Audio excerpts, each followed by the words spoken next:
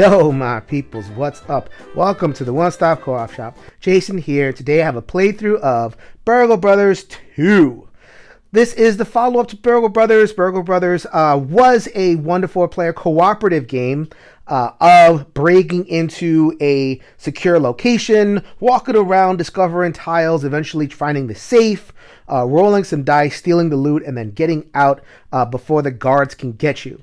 This one is structured in the same way, only they've changed the setting. Instead of office, you're in a casino. All of the tiles are themed around casino areas, and a lot of different mechanical tweaks were introduced to make this a little bit more story-based and intuitive, gratifying for gamers, a little bit more cooperative flair. I will show you all that as we get into the playthrough for Burgle Brothers 2. Keep in mind that as I do the playthrough, I'm going to show the first floor and the second floor separately. There is a stand where you could raise this piece up and you can have one piece on top of the other. I'm going to show you that in the rules explanation, but I will not play with it in the playthrough.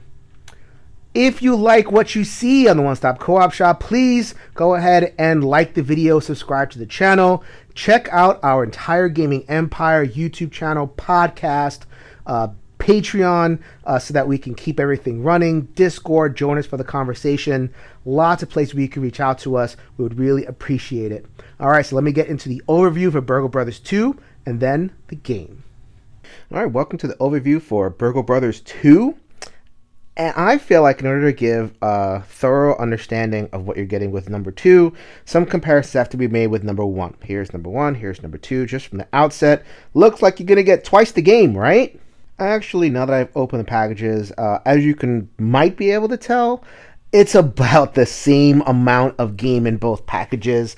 This is Burgle Brothers 1. I have everything bound up, all the stuff for it, the tiles and the rule book, and not loving how they had to kind of twist the rule book to get it into this tiny package. Here, there is a lot more room. You have the game trays insert, which carries all of the relevant stuff, the rule book and the tiles. That's all nice and laid out. And ooh, look at that. We got some envelopes. I'll get to what's inside the envelopes in just a second. And we also have 2 play mats. The first one didn't come with play mats, did it? I'll show you the play mats laid out in just a second, but there you are right there. And here are the poles. Get that out of there right there, and you're going to see that in action right now. Look at what you get in Burgle Brothers 2. You could create a custom little tiered thing for Burgle Brothers 1, but in Burgle Brothers 2, they refashioned the box and include that experience from the outset. So if you're looking at it and going, well, that's pretty, is it functional? It's functional in the sense that, like, if you, let's say, using the escalator tile, and I'll go over the gameplay in a second, but just to kind of illustrate this point, the escalator tile is going to allow people to move from top to bottom. It's probably easier to track if they're one on top of the other, but if you find this very cumbersome to access the inside, you can always take the sticks off, move the box to the side, and just play with the board side by side. Many players do that, but as a feature of game night, if you just want to have a rollicking good time, to engage your imaginations and you don't mind the fiddliness, then the up and down board is definitely the way to go. Alright, so first let me show you these characters. So right now I have a 2-player game set up with the Rook and the Raven. So you might, if you are familiar with the first game, recognize those characters. That is completely intentional. So here is the Rook. There you go, nice and focused. From the first game, invading an office, so looking good with their suit. In the second game, it's a casino, so here's an Elvis impersonator. And that is pretty much the same color. I think they are, that obtains throughout all of the 9 characters. Here is the Raven from the first game, and the Raven who is dressed up to the nines for the second. Characters, however, themselves work very, very differently in Burgle Brothers 2. So you'll notice that there is no printed power like there was in the first game. In the first game, it was an always-on power.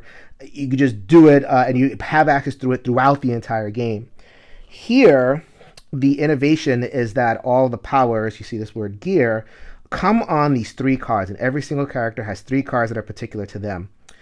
During play, you will have to spend an action to prepare.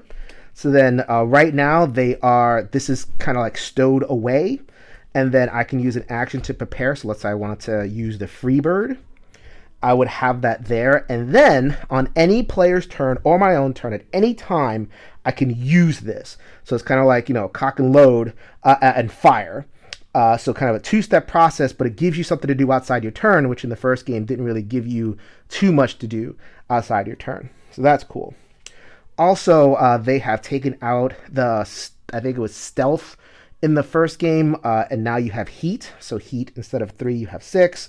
And as the dreaded bouncer, here's the bouncer over here, wanders around, you're going to be acquiring heat 2 at a time. And once you get 6 heat, any player gets 6 heat, the caper is over, and so is the game. All right, so let's focus a little bit closer to the board so I can demonstrate actual on-the-table gameplay. So in Burgle Brothers 1 and 2, the core action is basically the same. So you are going to spend most of your time when you're in the discovery phase either moving into the tile directly if you're kind of rushing through, or being careful and opening things and peeking. So let's say this wasn't there, it would be very easy. You either move and flip this tile or just kind of flip it over. You have that option. Burgle Brothers 2 adds this innovation, which is the casino denizens. These are all people, quote unquote, in the casino. So you don't know. You have cased the joint, but the people are always different. So I don't know what happens when I encounter a piece. So let's say I'm the rook or the raven over here. I'm feeling pretty froggy. I'm just gonna run in here. The first thing I would do is I would reveal the denizen first. Oh, it is a drunk.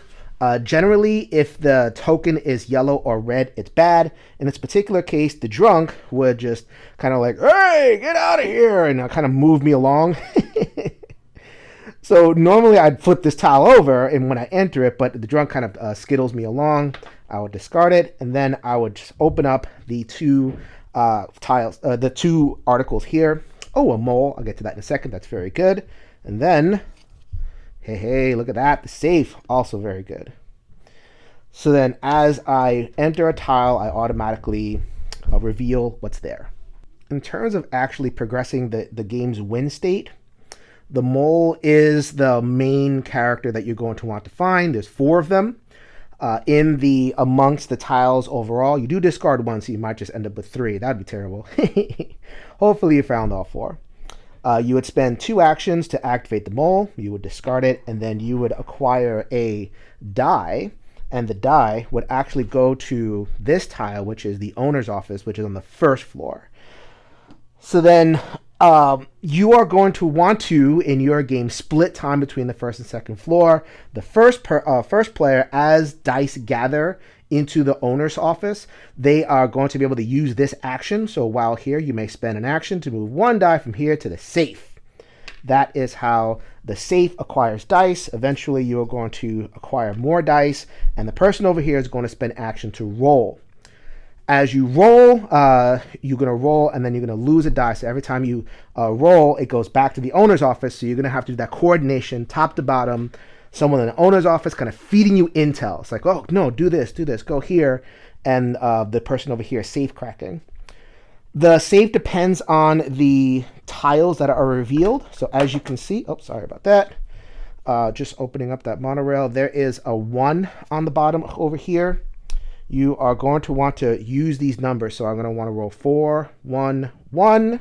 And let's say I was lucky. I rolled exactly that.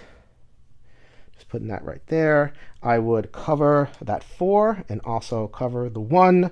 I only need 1, 1 in order to cover 2 things. So 4, 1 would actually get me to cover this.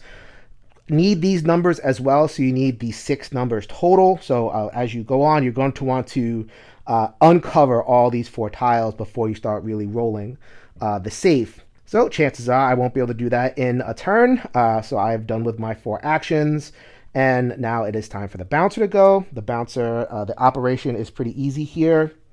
So as you can see, they are headed towards B3, which is over here. Don't mind these dots. These are only set up. That's how I was able to lay out these initial tokens.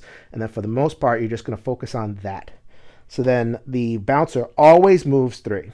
In Burgle Brothers, it would continuously discard and move and increase movement as you flew through the decks. Here, it always moves 3, so it's a little bit simpler to remember. Once they get to this top, once they get to the alarm, they are going to flip, and then you're going to place the new alarm right there, and then it's just going to keep on going until it runs out of cards. In the first game, you would reshuffle. In the second game, one time through the deck. And after that, the guard goes hunting. It just knows where you are after all that time, and then will just automatically just move towards you wherever you are. So gotta be a little bit quick to be able to outlast the deck, and the bouncer won't get you. Like in regular Burgle Brothers, there are different interesting tiles. One thing to know about this version, though, is that you do not pull an event card if you just dawdle somewhere. So in the last game, you had to always be moving around, or else you were going to pull event cards, random stuff. Here, the random things, because there's always random things in Burgle Brothers, come out of certain tiles. So if I go into the pool, I would draw a pool event, and the pool event tend to be pretty hilarious. Cannonball! Make a commotion on the current player's tile and on the tile in the same row and column on the other floor. So you can imagine there's a second floor pool. Someone goes, psh! Huge commotion. That would be this tile over here, and that would draw the attention of the bouncer. Same thing for the lounge. The lounge is another tile that you would go into and draw a random event. So in this particular case, the lounge would be something like Chatterbox. The bouncer on this floor jumps to the destination. It's always drawing stupid attention. There's a couple of good events, but they're mostly bad, so you want to minimize going into these spaces. The last thing I'll talk about, which is a huge departure from the first Burgle Brothers, is once you crack this safe. In the first game, it would be a card, and it would, you have to carry it to the exits, usually on a 3rd floor. Here, you have the heist finales. There are 9 of these things, and the game is organized such that you can play them one at a time in an ongoing campaign. I'll show you that in just a second. But just in case you just want to shuffle them up, there are a ton of these things. So then Heist 2, Heist 3, Heist 4, so tons of them. I'm not going to show you too many of them, but it changes the meta. You're going to be doing some kind of crazy thing, and it really does push the mechanisms a lot of ways. So in terms of the craziness, I'm not going to show you any spoilers, but there is some componentry that gives you some hints as to what's coming. So here is the car. So apparently in the safe there is, you can find a car, and hijinks will ensue from there. Here are some boots. I will let you imagine what could happen with those boots when you discover them. And then this guy, what casino adventure would be complete without a tiger? This is the heist log. 9 finales and 9 different categories. So you're going to want to run through all of them. You note the players and the characters, and then you know whether you've won or lost. Win question mark? I don't know. And then your suspicion level. So if you win, you are successful, and you would actually go up the suspicion level. So then you would actually start with less cards in each deck. You would reach the point where the bouncer hunts you a little bit faster as you get better at it. If you lose, you actually go down. You add distracted cards to the bouncer deck, and that means that you can kind of manipulate the bouncer a little bit more, makes it a little bit easier, and the deck a little bit fatter. One thing to note about the campaign, you do not have to play the same characters or with the same players. You could change it all. It's just really a structure to play 9 games of Burgle Brothers, one after another, and all of those awesome finales. All right, let's get busy with the playthrough for Burgle Brothers 2. When I do hit that finale and I crack that final safe, I am going to be playing with the bodyguard scenario, which is Heist 1, as you can see. To avoid spoilers, it's the one that you will likely see around. I will leave you to discover the other scenarios, 2 through 9, for yourself. All right, so I get to pick one of the corners to go in as a start of my game. And so here is the bouncer over there, and there is the destination token, the commotion token, and then there are the denizens. I don't even know what the game calls them. I'm just going to call them denizens for now. All right, so I'm going to go with my Raven over here, and she is going to enter into here. This is a free move, and I'm going to have 4 moves after that. All right, Revolving Door. Revolving Door says, while here, you may spend 2 actions to jump to a diagonal tile. That's really nice. So it's like, shoop. If I really wanted to, I don't see the need right now. Kind of a shame that it's in the corner over there, but could be worse. All right, so I have 4 actions, and I think I am going to bravely move into here. Okay, so first I reveal the token. It is a crowd token. That's nice. This token you can hide in. It's kind of like the old lavatory from the first game. So I am moving in here. That costs me 1 action. Monorail. Very nice. I can travel between monorails if I discover the one on the 2nd floor. So now that I'm here, so that was 1 action. Now I can do 2 actions. Uncover these 2 tiles. Saleswoman. But in this particular case, when it's red, if I don't enter the tile, it doesn't affect me. So bye-bye, saleswoman. She's terrible. If you get caught by her, like if you move into her tile unknowingly, she'll just chat your ear off, and you won't move until the other person comes in and gets you. Really horrible one. No, thank you. So that was because I peeked into this tile. It is the Crow's Nest. The Crow's Nest says anything brown benefits the bouncer. When bouncer enters, each adjacent player gains 1 heat. So it's like a raised little platform where the bouncer can kind of see people from. Watch out for that. So that was 1, 2, 3. Whoa, undercover boss. So when it's yellow, when I reveal it, then it would just summon the boss over here. That's not so good. It's going that way, but it could just easily come this way. Good thing I'm in a crowd. All right, so, but first of all, over here, when bouncer enter, each adjacent player gains 1 heat. Same thing, Crow's Nest, that's not great. Automatically, haven't even gone yet. I gain 1 heat. So there's a little bit of a rules ambiguity. It says that I would gain 1 heat because the bouncer appeared in this Crow's Nest. However, I am in a crowd. The token says rules is written that it's only when the bouncer enters, but this is one of them corner cases where it just makes thematic sense that I would just discard the crowd token. If you don't like that, my little innovation on the rules, then too bad.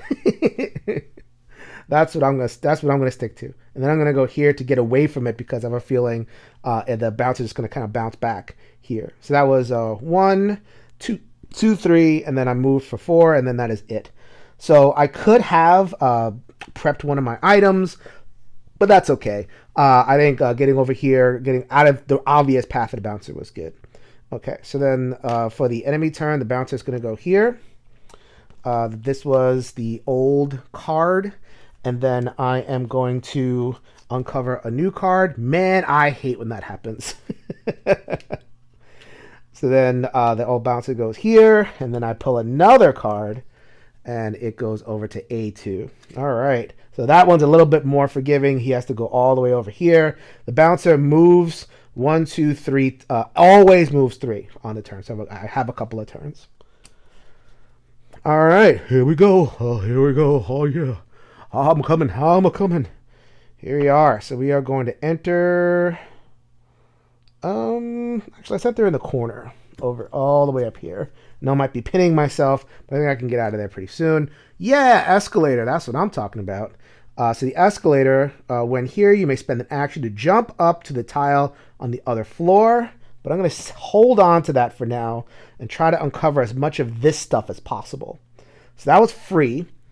And now I'm going to do the same thing. I'm going to move into this tile. If it is red, I suffer the effect.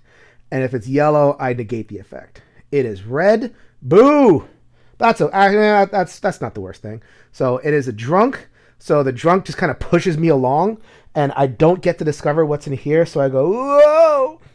And I get knocked into there. Prima Donna, because I moved into the tile with the Prima Donna would normally kind of suck me in, but I'm there anyway.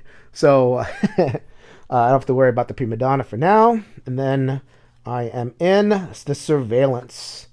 area. When the bouncer adds 1 cube, we may spend an action to clear all cubes. It's kind of like an alarm area. Gain 2 heat if he does fill up this area. So I'm going to want to keep that clear. Think I can manage that. So that was 1 action, and the bouncer is coming this way. So I'm going to want to be careful. So then I'm going to try to enter here again. So just enter it. When you enter, make a commotion unless a teammate is in the same row or column.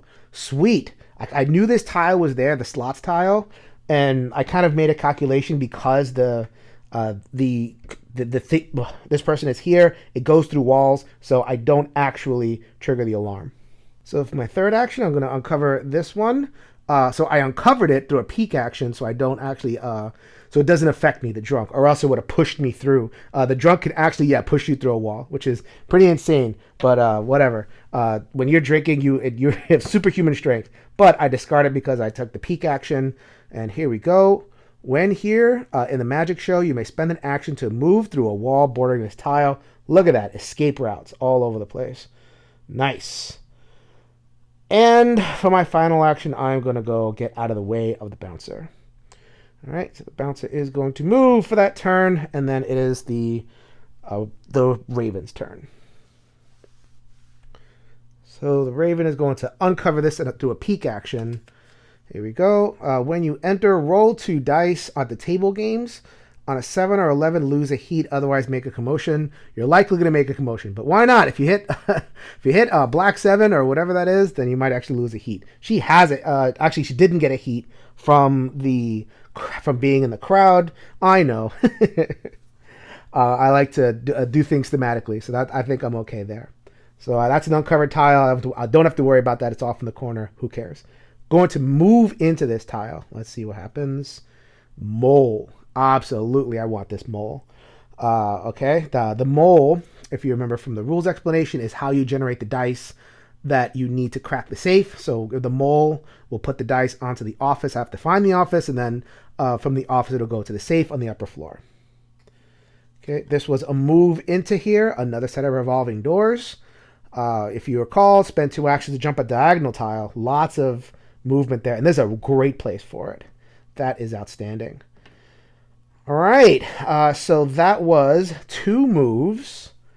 I'm going to uncover this one. I'm just going to peek. I'm not going to move there. Ugh. Okay, so the prima donna basically just sucks you in. She's so alluring that, she makes you kind of move into there, whether you want to or not. So I'm going to discard that tile and get sucked in, even though I didn't want to. And here we go. Yet another brown. You've seen the surveillance. That's the same as this one. Lots of places for the bouncer to, get their thing going.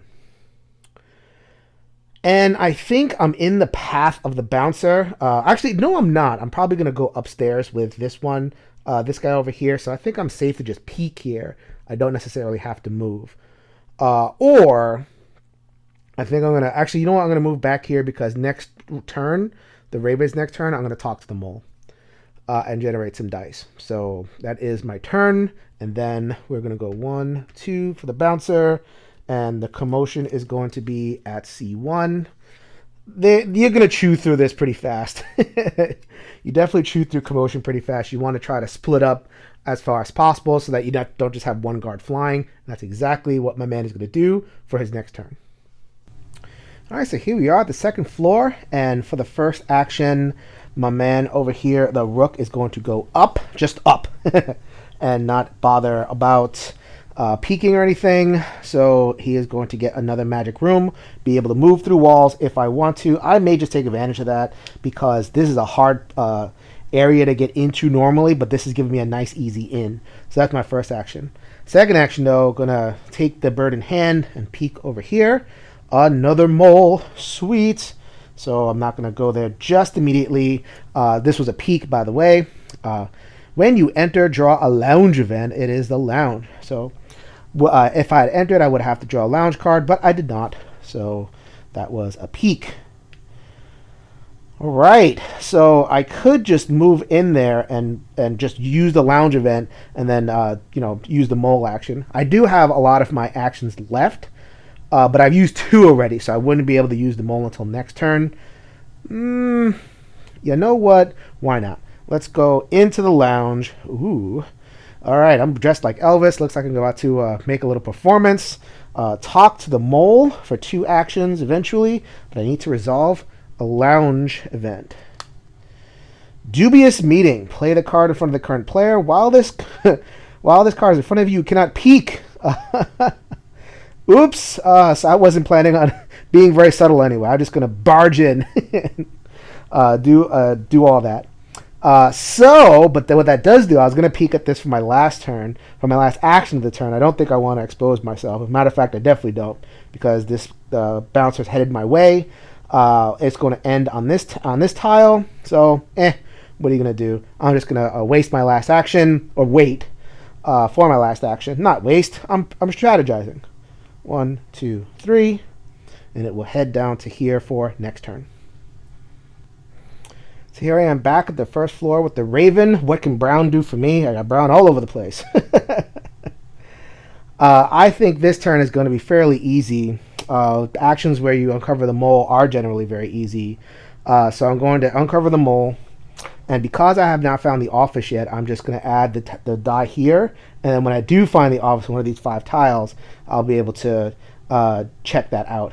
Okay, so normally I would kind of just pop through here, but the bouncer's going to end their turn here, and there's all sorts of bad on the way as they kind of trigger surveillance stuff. So I think I want to avoid that, but I can also spend actions to use my one of my items, and I think I'm going to do that.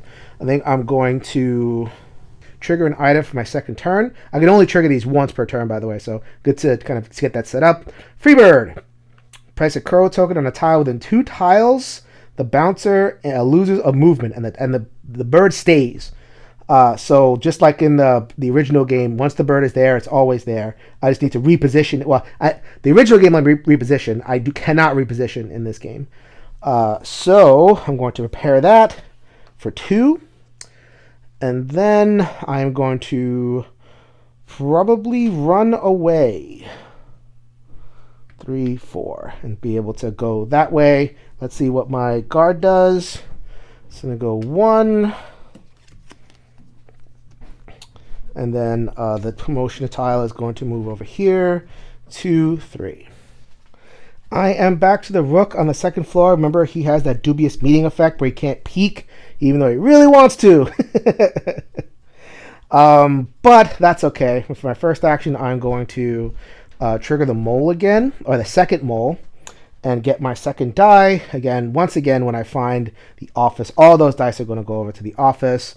I'm going to go 2 into the maggot shop, and then through the magic door. 3, just going to walk in here. So then it is a drunk, so it keeps on punting me along.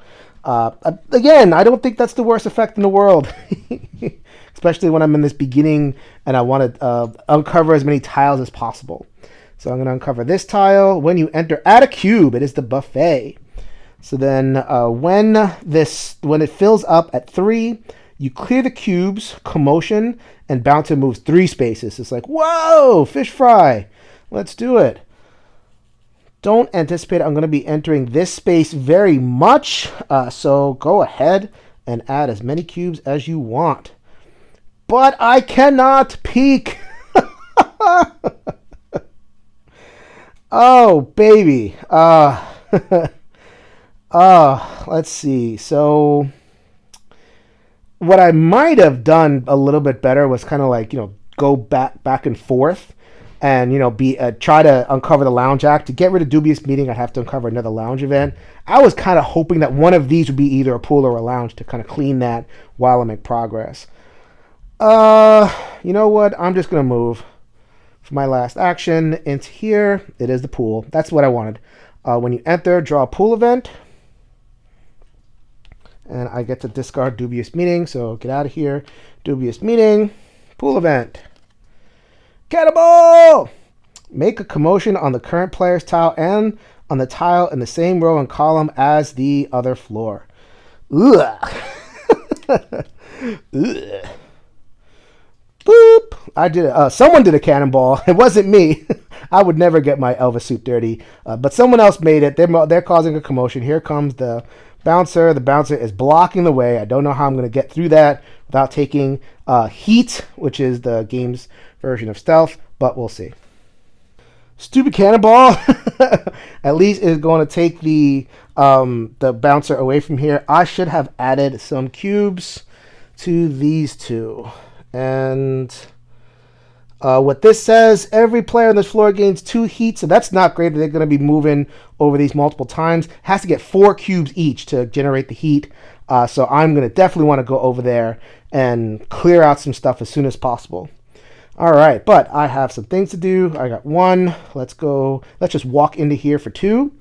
Another pool. Let's go ahead and uncover the pool event. How many cannonballs are there in this pool anyway?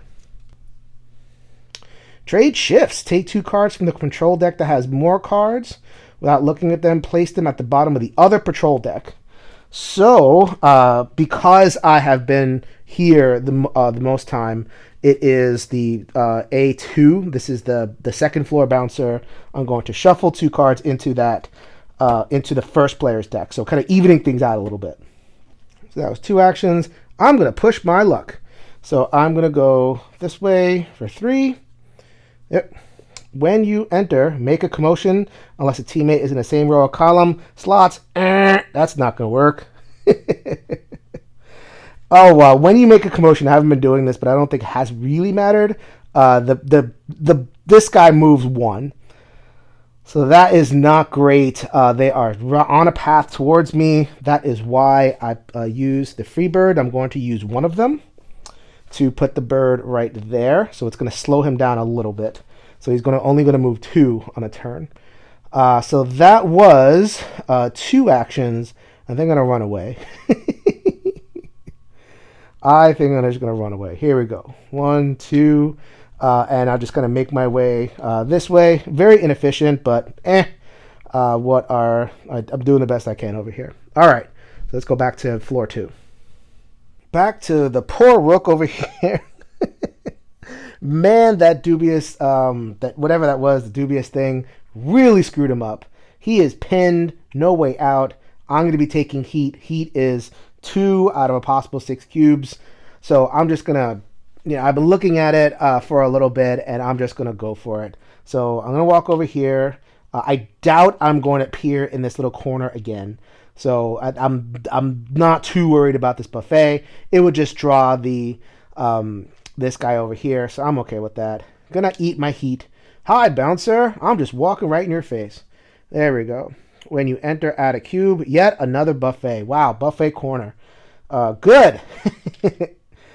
In the corner, I don't have anything to do with you. So that was 2.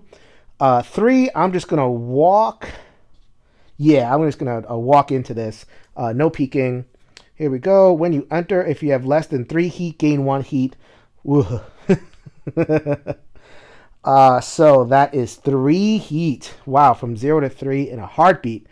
And that is no good.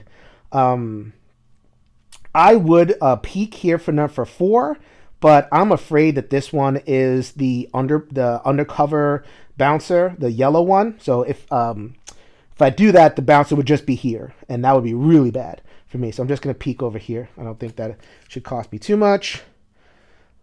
Table games, I get to clear heat here if I roll a 7 or 11. Don't know if I'm going to be doing too much of that right here. So we're going to go 1, 2.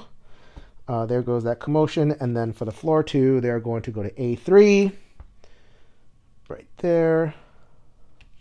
And they have a nice long path over there. So he could be, maybe, safe for now. I forgot to actually move for here. So that is 1. And then they are going to go to C3. And so this is the shortest path. And just like that. Because it ran into the bird over here. So, I don't know if that was the best use of the bird, but I wanted to protect myself. So the bird is there. And it's going to C3. All right. Normally that would be a terrible thing, but I think I have a slick little move that I can do. So I am going to go 1, 2. And this is the revolving door, so I can spend 2 actions to jump over here through the wall. So I am clear of the bouncer for the time being, which is really nice. All right, so then 1 more surveillance. Not a fan of that. 2, let's discard that card and go for another one. C2, man, I hate when that happens. 3, and it's going to generate a lot of heat when he eventually walks over that again, which it's right in the middle of a path. He's pretty much guaranteed to, unless I can get there first and clear all that with an action. See where he shows up on the commotion. The commotion is he's just flying through commotion right now. Man, I am not getting lucky with this first floor deck. All right, so my man, the rook over here, ate his heat and now is ready to rock. So he's going to move in here. Yep, it was the undercover bouncer, exactly as I feared, but I moved in there this time. So get out of here, undercover guy. I don't like you. When you enter, if you have less than 3 heat, gain a heat. Guess what? I have 3 heat. Front desk. How many front desks does this place have? And why is the front desk right next to the buffet? Who knows? All right, going to keep on. So if I move in here, I'm kind of bottling myself in because he is going to head this way. He's going to be here at the end of the turn. So then I want to move this way and hope I get some sort of entryway into here, like a revolving door or something else I can use. Yep, let's just do that. I'm going to move again. Drunk. So the drunk is, I'm just going to move along the drunk, and he's just going to punt me into this square. I'm going to uncover it. Monorail. Sweet! I can now travel freely between the floors because I've uncovered the monorail on the other floor. And I am going to peek at this tile for 3. Escalator. Very nice. Always good to know that. I've uncovered neither the safe nor the office, which is special. Great. So that was 1. I stepped in here. 2. I went this way. 3. Crowd. Okay. I'm moving in here. Probably should have specified that. When you enter, if you have less than 4 heat, make a commotion. Uh-oh. Whoop. Okay. So I did move in here, and actually that benefited me a little bit because I'm going to draw him out. He moves 1 for the commotion. He is going to move clockwise. He's going to move here. So once I peek this, next turn I'll be able to kind of cut through, and that'll be cool. So then for my 4th action, a lounge. Never go into you, lounge. You're all the way in the corner. Get out of here.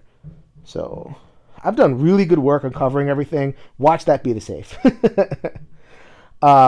Anyway, so we're going to figure that out. So it's going to go 1, 2, 3, and he is going to hit the commotion, but I am feeling pretty good about where I am right now. So I'm thinking I'm going to, wait a minute. Sorry, the 1, 2, 3. Clockwise is that way. So I'm going to go here, peek, move over there. I think he's recovered pretty well, even with his 3 heat. Back at floor 1, the Raven is over here. She has some bird. She does have some bird tricks. The bouncer is about to go away. I'm going to try. I think I'm going to need to prioritize kind of cleaning this surveillance a little bit. She has no heat whatsoever, but he can pile on, as you can see, really, really fast. So at some point, I'm probably going to want to get him pinned a little bit. So, that's okay. I still need to prioritize peeking over here. It is the office. In a decent little spot, so I don't have to be bothered. So when I'm ready, I can just kind of plant myself here. I've uncovered 2 dice for mole so far, so it does get that. But I still need to... I think I need to take care of this. I can't just like park myself over there for the time being. So that was 1... This tile says make a commotion, which I do not want to do if I enter this space. I wanted to go here to clear this cube, but I don't think that this is as high priority. I cannot go to slots, but I am in the magic show space, so I can go through here. That is excellent. So that was 1. I moved through the magic show to the crow's nest 2. Nothing happens when I move there. 3.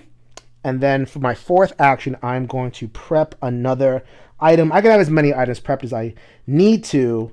So I'm going to prep bird tricks. remove a crow token and replace it with a crowd token.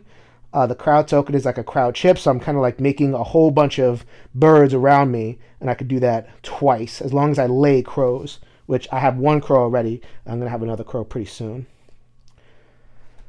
All right, so it's going to move 1, 2, that commotion, and then for 3, it's going to go to A4, which is, wow, that really worked out for me. So it's going to keep on going that way. He's going to run over my crow. Perfect. I couldn't have gone any better. All right, my friend over here is going to wiggle his hips a little bit, and he is going to make a break for this area over here where the safe is guaranteed to be, and also 2 moles. Can't believe it's already towards the end of the game, and I'm uncovering all that stuff in the same place at the same time towards the end. But we're going to uncover this just in case this is the safe. For 2, it's the safe. Oh, man, right in a corner. That is butt. I'm not a fan of that at all. But that's good to know. So it's going to be another 2 and a finish turn. 1, 2, and then pull another card, which will be C3 right there.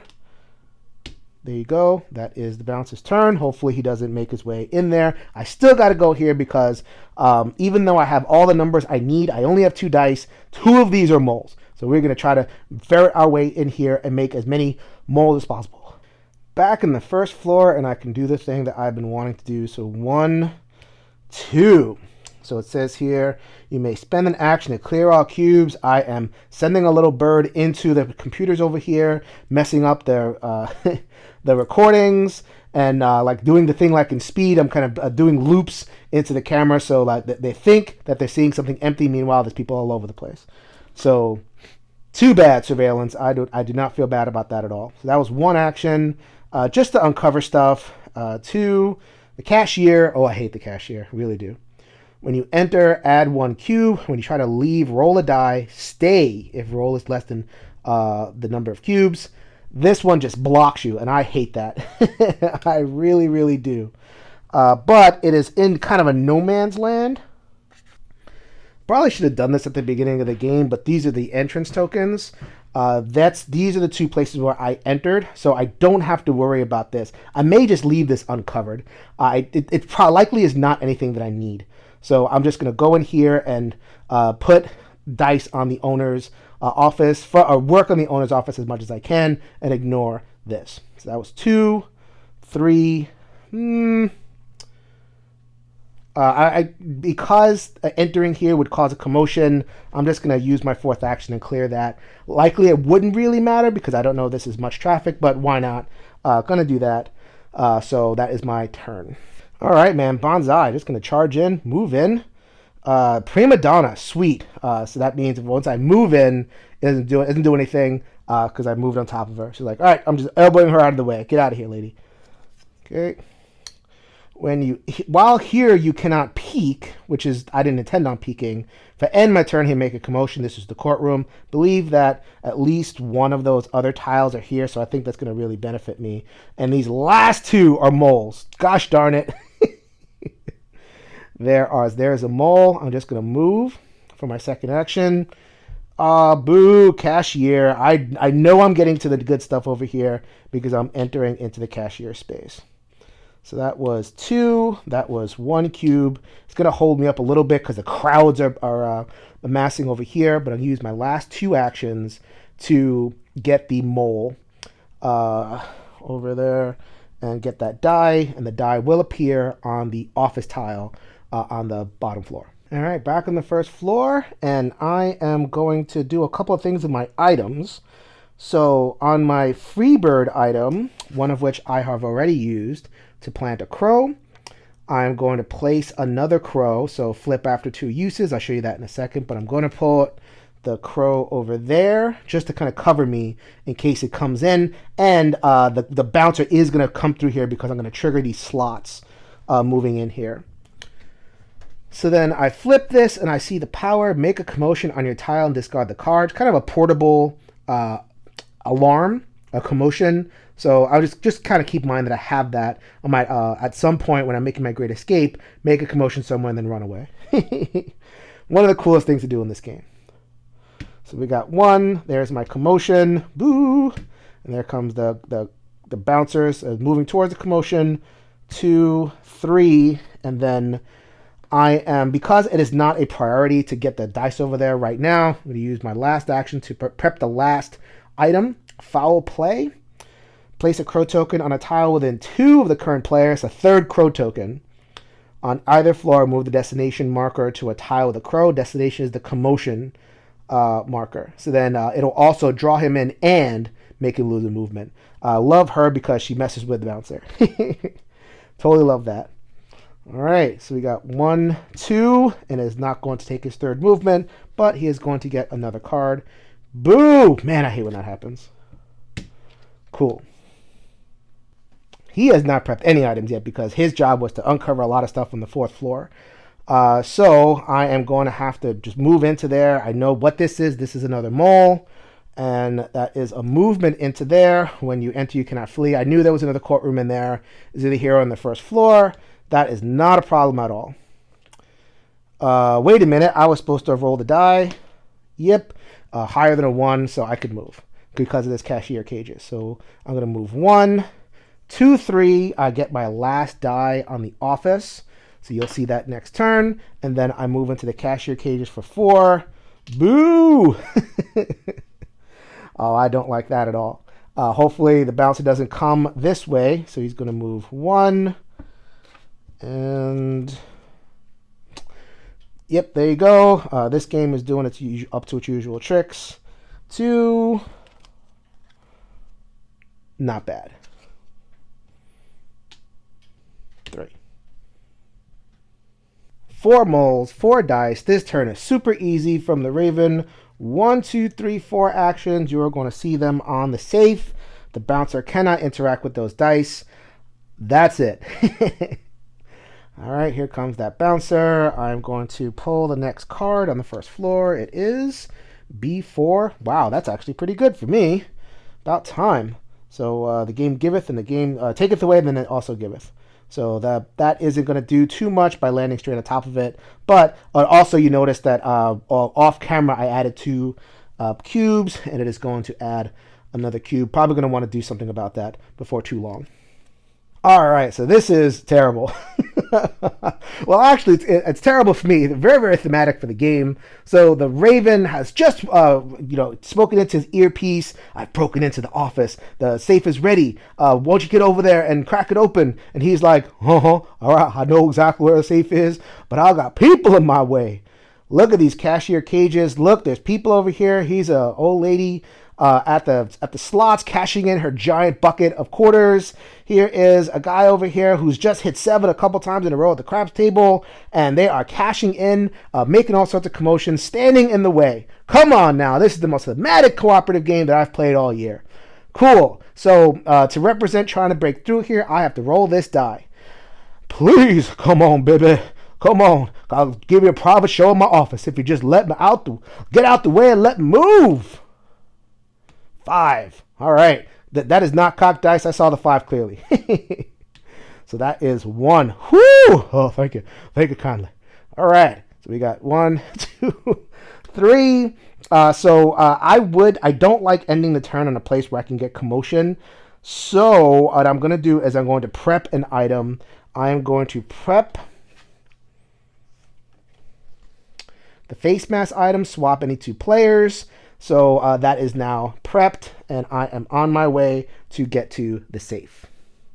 All right, back to Raven's turn. Taking a look at the board, there isn't much that I can do. I'm waiting for my man over here. Thank goodness he pushed away all the lady with the cup of quarters in her hand from the cashier, so you can actually get to the safe. And it won't waste too much time over there, but I don't think there's anything that I can do that's constructive. I was thinking about using the magic show to try to get to this place and clean it up a little bit, but it's not worth it now. It would take me away from the owner's office, and I might need to be there for multiple turns to kind of get the dice back. So I'm just going to wait. If this were Burgle Brothers 1, I'd have to do a little dance. So sure, I do it. I do a little dance. I don't have to do it in Burgle Brothers 2, but I'll do the dance anyway, just to kind of waste time. So the bouncer is going to just move, going to add some surveillance. over there. Once again, that's going to become a little problem, but I think I have that handled. Getting it cleared that one time was really, really good. And then 2, 3, and then it's going to get to the commotion next turn. So this is what I'm going to do. So the reason I prepped that one item, I prepped the item face masks. So the face mask says I can, so this is a free action. I could swap any 2 players, ignore when you enter effects. So I'm actually going to get the Raven up here. She has more tools to be able to withstand some movement from the bouncer. He doesn't have too many tools at all. So he is going to do that. But before he does that, he's actually going to trigger another item called Impersonate. So Impersonate says, using this gear counts as one use of a prep gear of any player. So if I use this, she would be able to do another thing, which I am absolutely have a trick in mind. So I'm going to prep that first, and then as a free action, use face masks. When I flip face mask, give the next player an extra action on the next turn and discard this card. I'd have to spend an action or to give that person an action, but that's really neat when they're going for dice over here. Ta-da! She's gonna she ignores the when you enter action to get heat. We'll get back to her next turn. So he still has actions, and I calculated this fairly perfectly. We are going to go 2, 3 through the magic show, and then surveillance. Clean out that surveillance. You, sir. We are going to, as opposed to the birds, I'm going to just send sparkles from my sleeves into the gears, and there will be no surveilling of us, good sir. All right, so we're going to go 1 to B1, which moves up here. 2, 3. I'm not as okay with that as I could be, but I will take it. At least it's not to the owner's office. All right, so now I go with the Raven, and she has to make it to the corner over here. So this is a pretty big roll. Table games, so I have to make it through the casino, a very loud casino. And I am accosted by the dealer, apparently, who is giving me a chance that I can't resist.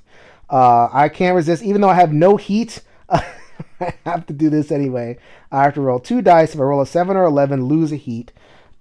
Which is, I don't have any heat on Raven, so that's not so great. But if I don't roll that, I make a commotion. So this is pretty big. I have a contingency in case I trigger commotion.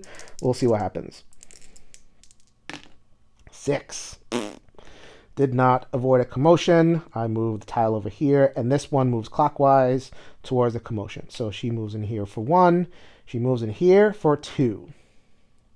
So then I'm going to use an item to give myself some protection. Foul play. Place a crow token on a tile within 2 tiles. On either floor, move the destination marker to a tile with a crow. That is not a commotion. It's just moving the destination tile, kind of like casually getting the attention of the bouncer. And I'm going to use Impersonate with that. So using this gear counts as using somebody else's gear, so she'll have another foul play to play with, place even more. If that gear places a token, use a disguise token. The current player gains 1 heat. So I'm not sure why I'm gaining heat, but sure, she finally has her first heat, and it was all the rook's fault. So I get to place a disguise token. So this is actually acting like a bird, which is the most important thing is it will slow him down. So he'll go 1, 2, and then hopefully he'll move that way. And then if he moves this way, I have another contingency. So we shall see what happens. Okay, just move the camera over a little bit so I can roll to the side, and it isn't rolling on top of this thing. All right, I rolled 1, 6, and 4. So we are going to cover the 1, or the 6 over here, the 1, and the 4. Wow, that was really successful. So all I have to roll is a 5. Oh my goodness, that was really good. All right, so I'm going to roll again. Hopefully I roll a 5, and I actually cracked the safe in the first chance, which doesn't always happen, believe me. Nope. So that was my second action, and now I have 2 dice left, and I will be getting those dice back as soon as I possibly can. All right, my man is going to walk over here. Let's see. This is a pretty big pull, so let's see what I get. A2, excellent. Get over there. I don't want you. That little combination of item stopped me, stopped the bouncer, got her free. Man, I love when a plan comes together. All right, back on the first floor, and we are continuing to clear surveillance. So 1, 2. Man, I'm on top of the surveillance. Why'd they put the surveillance next to each other? They should have spread that out. Don't you know how to guard a casino? That's terrible. All right, so this is not a great thing. When I run into the slots area, I do make a commotion. The commotion tile is already there, but he does move. So getting some surveillance back, but I have managed that pretty effectively. So that was 1, 2 for 2 movement, and then he is going to finish his move in the owner's office. Actually, this is the dice have come back. He doesn't have any actions left to get more dice up here, but I thought it was worth it to clear the surveillance. All right, so we are going to move with the bouncer. Remember, when he moves over a crow, he loses 1 movement. Sweet. And I'm getting close to the bottom of deck 1. He is distracted. Wow, finally got this card. Because I'm playing, this is a campaign thing, just to remind folks. So then this is the suspicion meter. I started at 6 suspicion. I add 1 distracted card to the first floor patrol deck, so that is that distracted card. I think I'm going to win this one. We'll see what happens. I say that out loud, and I'm probably going to lose my face off. This says, choose an even-numbered room on this floor to be the bouncer's destination. It is going to be the furthest possible destination I can find.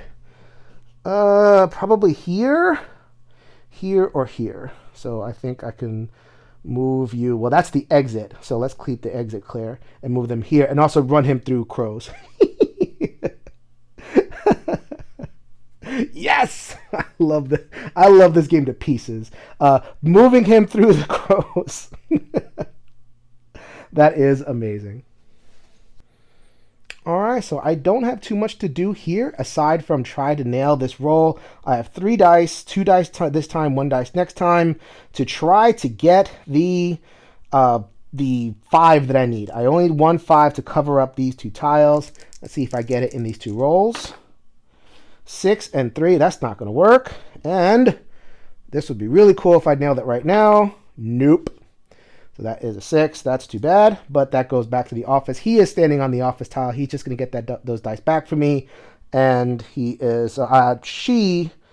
doesn't have too much to do because he's going the other way. So she's just going to let him go over there.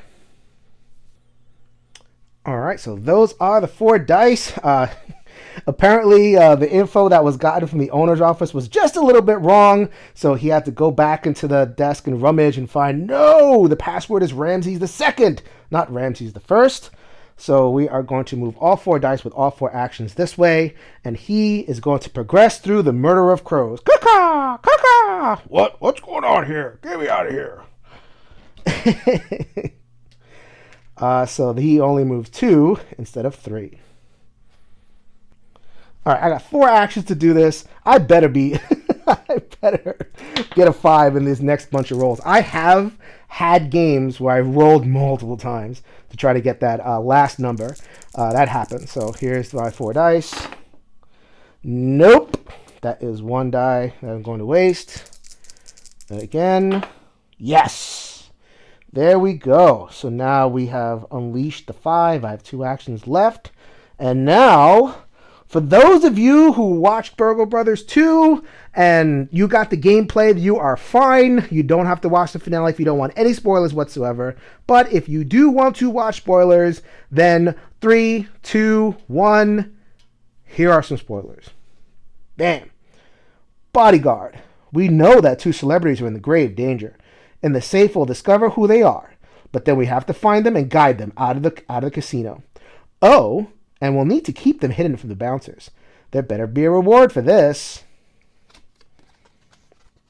And a whole lot of text to explain the rules, but I will talk through what happens right after this quick cut. All right, so let me narrate this scene for you. So the idea is that I imagine the casino is full of people. I mean, I know I've been uncovering tokens, but I haven't been getting rid of people. There's still people there. So what the finale says is that there are 2 undercover celebrities who are just hiding out, but they don't want to be seen by paparazzi or whatever it is. They want to get out. So they now I know their identities, and I have repopulated both of the areas with these face down tokens. So I used random cards from the discard to lay out tokens, and I also in a 2-player game got to discard 6 tokens. So even though, see if you can see the second floor, it should look like that. I discarded the tokens that were here because I don't want to go through here, especially this cashier cage. Get out of here. What I am looking for are the prima donna tokens. The prima donna tokens are yellow. They're one of the 2 types of yellow tokens. So somewhere around here are prima donna tokens. If I find 2 of them and then escape through the front entrance on the first floor, then I win the game. All right, so it is time for the great escape. There he is. He's over there. Get out of here. I don't care about you. So I have some tokens to work on over here. And so another thing about the tokens is that I have a token called the saleswoman, who if I move into her space and I uncover her, then I won't be able to move. So fearing her, I'm actually going to just peek here for action number 3. Yay, it is a prima donna. It goes in my character sheet. I get to do. I am going to look out for her. So she's going to move here for 4, and that is my turn. So here. All right, so let's go to the bouncer's turn. We're going to move over here. We're going to uncover our card. D2. So he is going to move this way, and hopefully that's not the prima donna. That'll be bad. Actually, that wouldn't be so bad because the prima donna is. It would just, if I uncover it, it would come with me. I wouldn't have to actually go in and claim it. So that isn't too bad.